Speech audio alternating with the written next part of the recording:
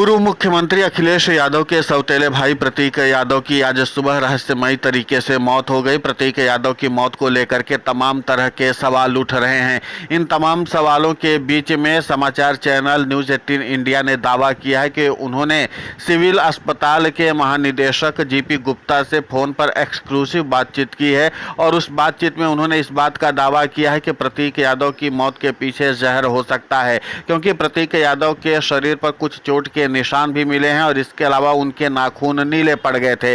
अब इन तमाम सवालों के बीच में अभी तक कोई आधिकारिक जानकारी नहीं आई है सामने, लेकिन समाचार चैनल न्यूज़ 18 इंडिया ने सिविल अस्पताल के महानिदेशक के हवाले से इस बात की जानकारी दी है। लेकिन सबसे अहम बात है कि अभी तक कोई आधिकारिक जानकारी सामने नहीं आई है। माना जा रहा है कि उनका पोस्टमार्टम कर दिया गया है और पोस्टमार्टम की रिपोर्ट आने के बाद ही इस पूरे मामले पर आधिकारिक तौर पर जानकारी निकल कर सामने आएगी। लेकिन इतना तय माना जा रहा है कि जिस तरीके से प्रतीक यादव के शरीर पर कुछ चोट के निशान देखे गए हैं और इसी के साथ उनके नाखून जो थे वो नीले पड़े हुए थे, तो माना यह जा रहा है कि जहर के अवशेष हो सकते हैं या जहर उनके मौत का कारण हो सकता है। अब यहाँ पर देखना महत्वपूर्ण होगा कि जब पोस्टमार्टम की रिपोर्ट आती है और इसके बाद जो बिस्तरा रिपोर्ट आती है उसमें क्या कुछ जानकारी निकल कर सामने आती है। सबसे अहम बात है कि उनकी पत्नी जो अपर्णा यादव है वो असम में शपथ ग्रहण समारोह कार्यक्रम में शामिल होने गई थी। वो कुछ देर बाद ही राजधानी लखनऊ पहुंच पाएंगी और इन सब के बीच में अखिलेश यादव जो हैं प्रतीक यादव के बड़े भाई हैं, सौतेले बड़े भाई हैं, उन्होंने इस बात का दावा किया कि कानूनी दायरे में जो कुछ भी होगा उसको हम करेंगे, कानून के मुताबिक काम करेंगे।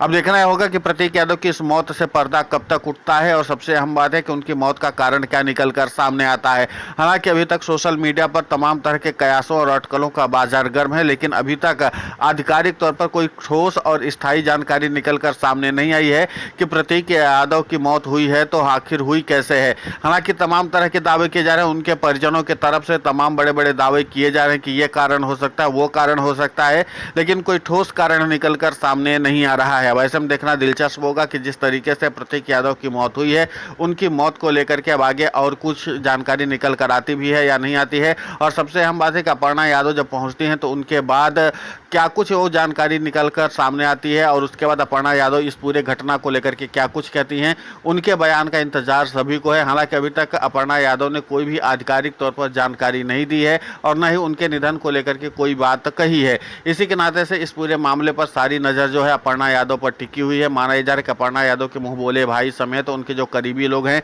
वो प्रतीक यादव के शव के पास मौजूद हैं। इसके अलावा जो समाजवादी पार्टी के राष्ट्रीय अध्यक्ष और प्रतीक यादव के सौतेले बड़े भाई हैं अखिलेश यादव, वो खुद पहुंचे हुए थे पोस्टमार्टम हाउस।